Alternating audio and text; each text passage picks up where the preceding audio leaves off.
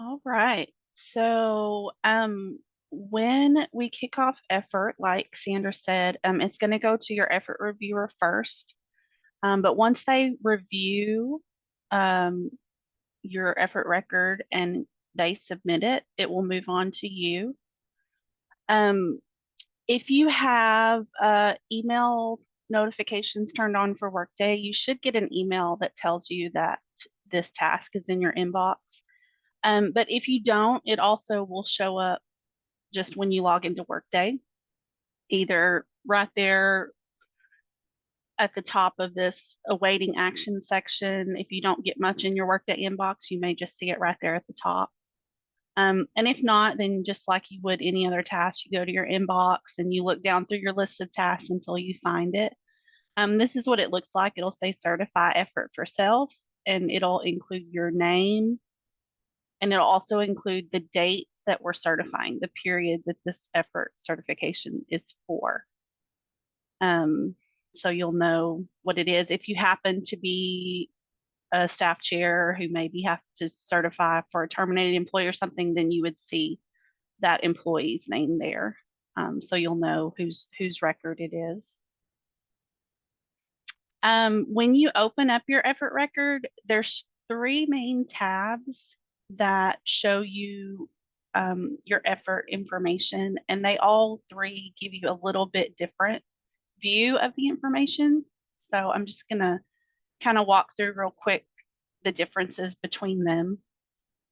On the summary tab, you're going to see this work tags column, and it's going to show you the work tags that you were paid on. The MG, this MG number here is the FSL match or cost share. We kind of use those terms interchangeably, but like Sandra said, this MG number may change from year to year, but it should still say FSL cost share, and it'll have the year in there. So those are the words you're going to look for match on your effort record, and then the column to the far right is the percentage that you were paid off of that work tag for that period of time. This first percentage column, just kind of skip over that. It groups, the effort report groups different types of fundings together. And that column is just talking about the percentage of that group. And that really doesn't matter. What we're interested in is the column to the far right. That's the total percentage for that work tag. And then here is the, you just keep scrolling down the page and you'll get to each section. This is the work tag for just the regular FSL work tag is a GR number. But the same thing here, that GR number is going to change, but it'll still say FSL in the title. Charlotte just sent out an email not long ago that the numbers changed. So for October through December, it should be this 2020 FSL tag.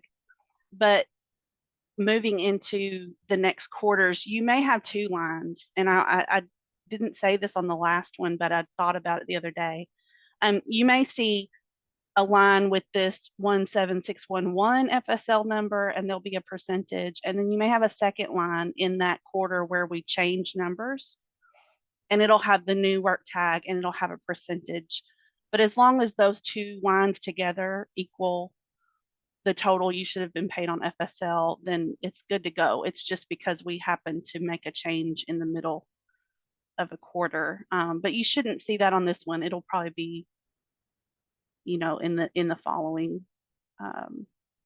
ones after that. But just to point that out, if you see two different FSL numbers, it's fine. Just look at your total of those two combined.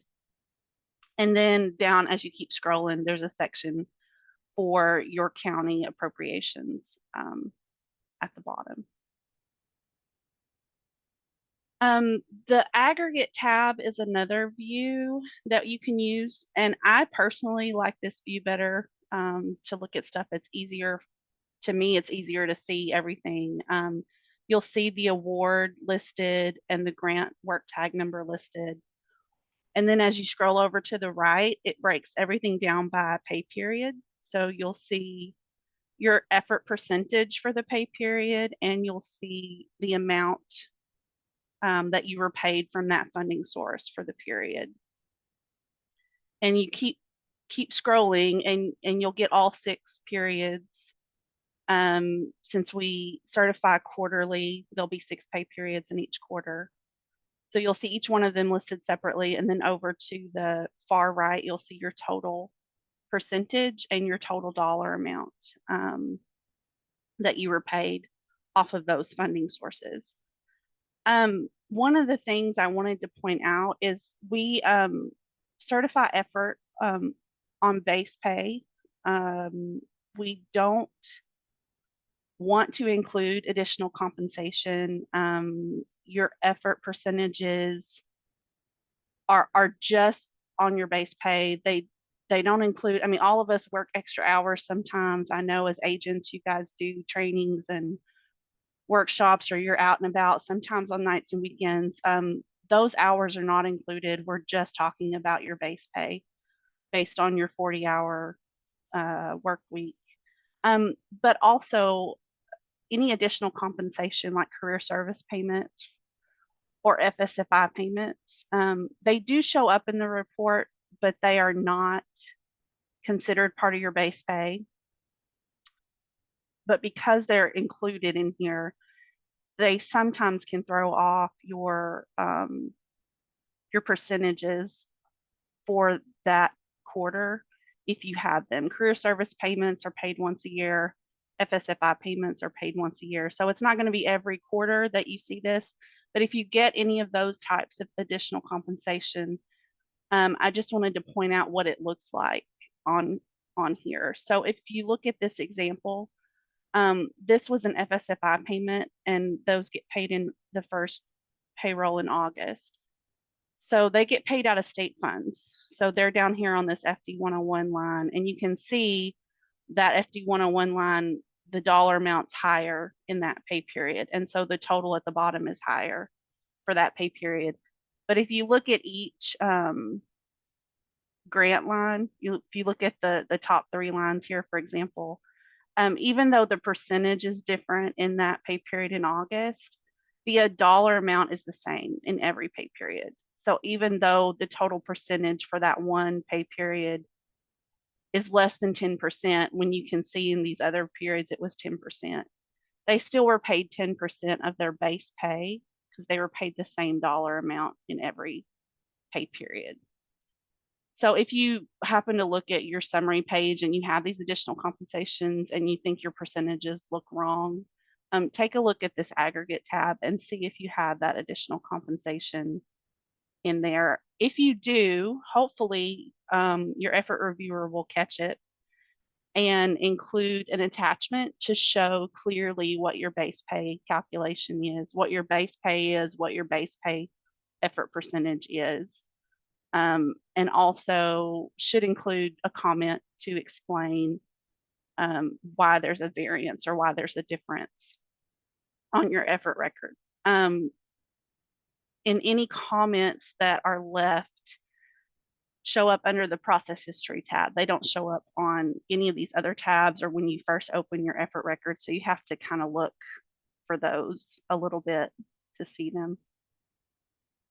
And then there is a details tab, and the details tab breaks everything down even further. You can look at every individual pay period, and it'll show you every breakdown entirely how you got paid during that period. It'll show you the grant, and then you can see these other work tags, these other information.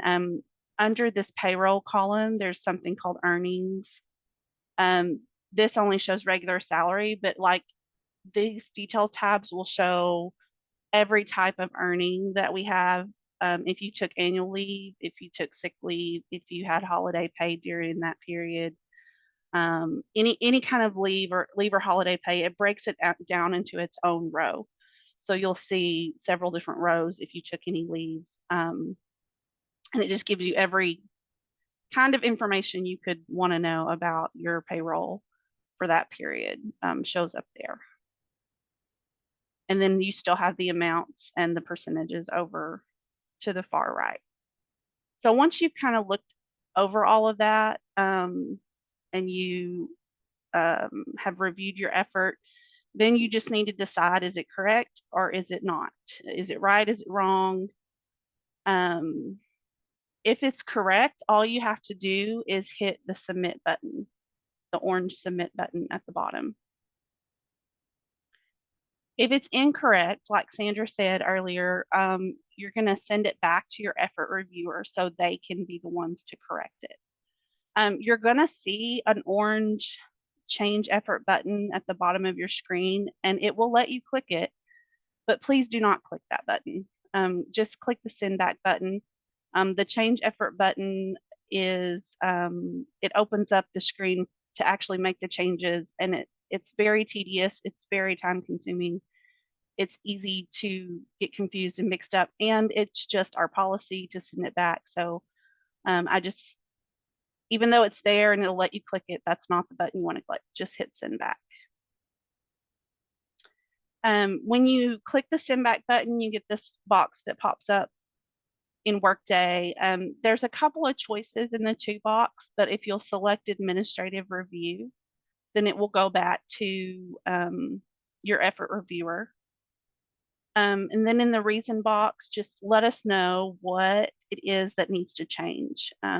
Maybe there was a grant that you should have been working on starting on a certain day and it wasn't added to your distribution. Whatever the change is that needs to happen, just put that here in this box and then submit, and it'll go back to your effort reviewer.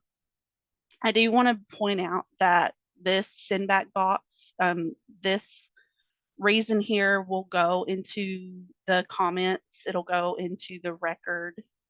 It will be part of the official record for effort certification. So if you just have questions, if you're not sure about something or you just want to confirm something, don't use this. Don't send it back in Workday to ask a question. Reach out to your effort reviewer via email or Zoom chat or phone call, and then they can help you decide if you should certify or if you should send it back for a correction. After a correction is made, you'll get your record back in your inbox, and you'll see the status is changed. And at this point, hopefully it's correct, and you can just hit submit. But if you still aren't sure or there's still something looks off, then again, reach out to your effort certification or your effort reviewer, and they'll make sure that everything gets corrected the way it needs to be. I did want to point out, because I get a lot of phone calls and emails about this, if you do have to send your effort back and then it gets corrected and you're ready to submit it, sometimes you get this error box that pops up. And all this error is saying is there's something in the to field in that send back screen. So to fix that, you just open up the send back again. You click send back again. You're not going to actually send it back, but you have to open that and X out this who's in the to field here. And then you can cancel the send back, and then it should let you submit your effort record. I don't know why it holds on to that, but it does, and then it just creates this error sometimes. And then the other just kind of reminder is that any comments show up in the process tab.